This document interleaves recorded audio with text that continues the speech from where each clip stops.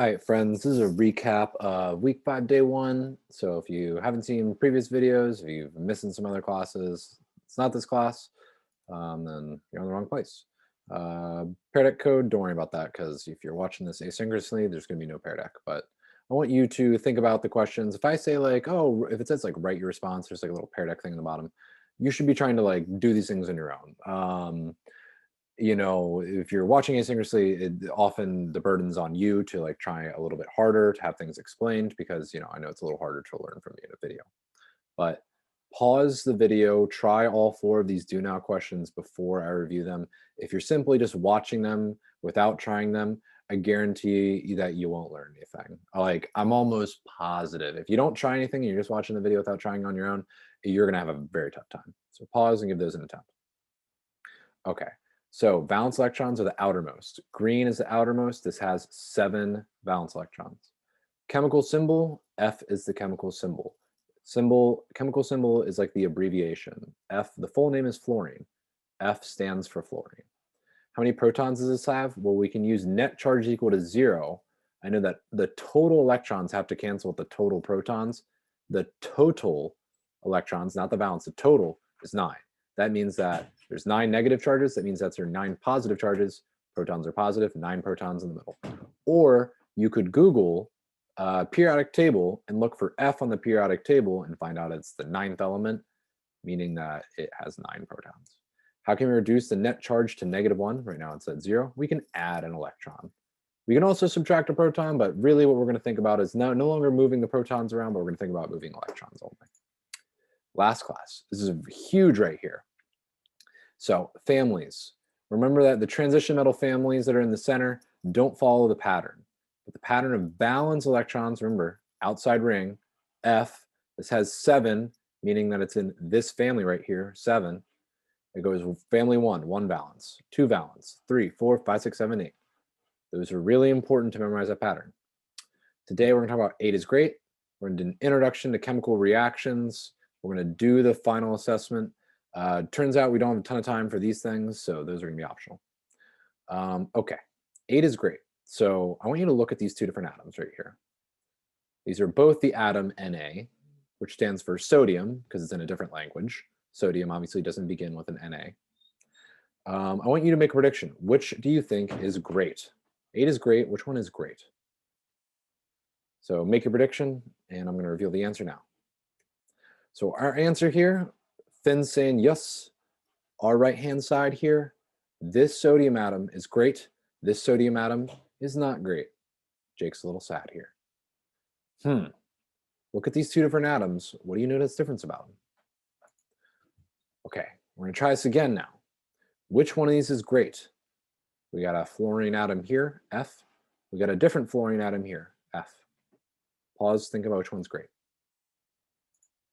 The reveal again here. Finn's saying yes, this one's great. Notice that the only difference is that there's a missing electron here and the electron is filled in over here. Let me think, 1, 2, 3, 4, 5, 6, 7, 8. Ooh, looks like there's 8 here. 1, 2, 3, 4, 5, 6, 7. Oh, there's only 7 here. Maybe this 8 is great has something to do with the number of electrons. Okay, what about this one? Pause and take a second. All right, looking again, the outermost ring is the one with the valence electrons on it. So on this chlorine atom, the outermost ring has 7 valence electrons. On this chlorine atom, this now has 8 valence electrons. 8 is great. This chlorine atom is now happy. Even though it's got a charge of -1, it's fine having a charge of -1. It's not only fine, it prefers it. It would happily take on negative charge as long as it means that that outside ring gets totally full with 8 electrons in it. Really important sentence here. All atoms are most stable when they have 8 valence electrons. That is to say, 8 is great. Most stable. Atoms love to be stable. The universe loves stability. We want things to be stable in the universe. Atoms want to be stable. I want my life to be stable. You want your life to be stable. So stability is great. So if all atoms get their 8 valence electrons, they're going to be very happy to do that. And they're going to become stable when they do that. There's exclusions for this rule. Very, very light, very, very small elements with a low number of protons prefer two. Hydrogen has 1 proton, 2 protons, 3 protons, 4 protons. These first 4 elements actually prefer 2 total valence electrons. That's because they're small. They're an exclusion of the rule. This number changes for larger elements that we won't consider in this class. This is like a college level concept. I just want to make sure that you know that this isn't necessarily true for everything, but don't worry about this. If you keep doing chemistry in college, then you'll figure it out then. Okay, so we're trying to create an explanation. Why is this one great? Why is this one not great? Pause the video and see if you think you know. And the answer to that question is that even though the net charge is +1, sodium is happy to take on the +1 charge if it removes this electron here, going from this atom to this atom. The only difference is I took this electron, I ripped it off the outside orbital. I ripped it off the outside orbital. Ooh, now we've got a 2, and in the outside orbital, the green one, there's 8. Happy atom over here. This one is less stable. It's less stable because the outside ring does not have 8 electrons. You might be asking, Murray, how come I don't just like add 7 electrons on here and fill up this ring? Well, I ask you, what's easier, adding 7 more onto this or just taking off 1? Okay, how can I make this F atom great? You've got an F atom here. Answer that question. The answer is you just put in an extra electron right here. How can I make this Na atom great? Look right here. Answer that question is I rip off this electron. Now I want you to imagine an arrow that moves an electron. Draw an arrow going from one electron to somewhere else. How can you make these two atoms both great? Think about this. So sodium right now has got 1 too many. Sodium invited 10 friends to the party, but then this 11th guy showed up and nobody really likes him. He's really annoying. He talks too much. Fluorine over here, a bunch of quiet people at this party though, and they could really use a talkative guy. Let's take this one and let's move it over. So we're gonna take this guy, we're gonna move him over to this orbital. Boom. Sodium's more stable. It's got 8 valence electrons. Fluorine is more stable. It has 8 valence electrons. When you do that, the atoms come together, they high five, they form a bond, a friendship. Not just a friendship here, a chemical bond. When electrons get shared, chemical bonds form, and congratulations, this is now your first chemical reaction. When electrons move from atom to atom, that is the formation of bonds. And the formation and eventually we're going to get to the destruction of bonds are chemical reactions. So, which sets of families do you think can be friends? So thinking about this, let's think about maybe like the first 2 columns. Well, hydrogen, if I add hydrogen H here with Be beryllium, none of those are going to be very happy because I'm going to get 1 plus 2, it's only like 3 total valence electrons. That's not very happy. What about this column, this family? What about the family over here? If Na gave its 1 valence electron to chlorine, Cl, chlorine would then have 8, and sodium, it looks like it doesn't have any, but we just saw that sodium's got some stuff underneath of it. It's got 8 underneath. So if one of these gets ripped off here, these are all fine because they'll all have 8. If 2 of these get ripped off here, they'll all be fine because they'll all have 8.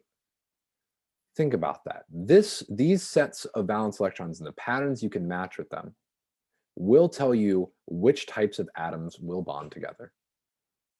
Okay, which families of atoms, I guess is a better way of saying it. Families of atoms that bond together, like 1 and 7, 2 and 6. Why? Because they add up to 8. Okay, think about this. Where do you think electrons will move in this reaction? Okay, so the 2 electrons that we're going to think about are the 2 on the outside of magnesium, and we're going to move them over to oxygen. Oxygen needs 2, magnesium's got 2 extra. When we do that, 8 is great for both of them. Finn and Jake, happy again. What a solid friendship. All right, here's the deal, folks. So I'm about to explain our final assessment. Memeing on Joe Biden, the United States in general, because we're not doing anything about climate change. Democrats, Republicans, I don't care. Neither of them are doing anything about climate change. They might say they are. They're liars. They care about money. Big brain Scooby-Doo.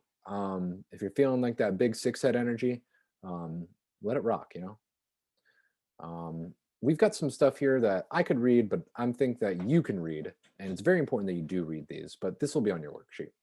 The important thing is here, if you're wondering where the alkali metal family is, it is these sets of atoms here. The alkali earth is these sets of atoms. Halogens are here, noble gas are here. So our final worksheet is the final assessment for Learning Goal 1.4. Your task is that I'm giving you a secret element. There's a secret element on my desk. If you've got, I guess my camera's not even showing right now. Show my camera for a second.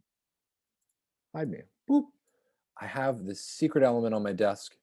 This is all you really know about it so far.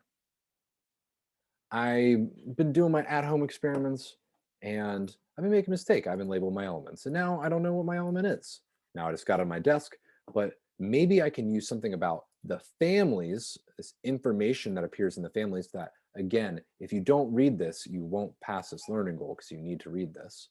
Maybe I use something about the information about the families, where the families are on the periodic table, and I want you to definitely connect that back to what we see happening here. What we see happening here is the valence electrons and the families.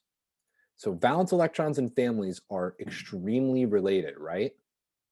Valence electrons and families, remember, families go up and down. So do valence electrons. You should definitely be using that when you create your explanations. You've got 4 different experiments here. Take a sample of X, throw it in a nearby pond. Look what happens to element X.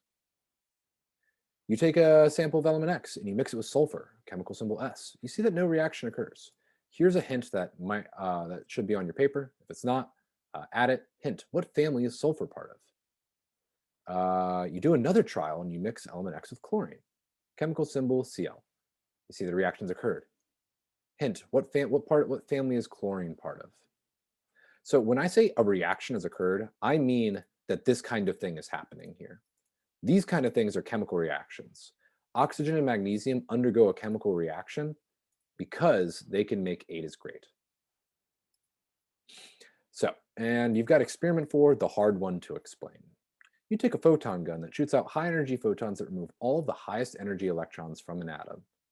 You find that 1 electron is removed. 1 and only 1 electron is removed from each atom of element X. Okay. So your research has led you to find what? Where does element X belong? In what family? It can only belong to one, oh, goodness. Making changes here. It can only belong to one family. So if you're saying one family, you're good. You now need to create an explanation. Your explanation has to use data from each of the 4 experiments. You've got to consider experiment 4, experiment 3, experiment 2, and experiment 1. If you only address some of them, you're not going to pass the learning goal. A hint, you should use 8 is great to explain what you've seen in experiments 2 and 3. You should also use valence electrons. If you're not using the word valence electrons in your explanations for experiment 2 and 3, then you're probably not doing this right. Number 3, explain why the following diagram is correct or incorrect for element X. If you want to receive a 4, you have to connect the diagram to what you see happen, what you read happen, the observations you made in experiment 4. I'm not going to give you any hints about that because I want you to work hard to figure that out. Consider the net charge here. That's probably a pretty important piece of data. I didn't include the net charge for no reason. There's a reason it's there. That's it. If you're missing stuff, there's also something else attached to today's assignment. Here's the final assessment. Here's the assessment review. The assessment review is just for you.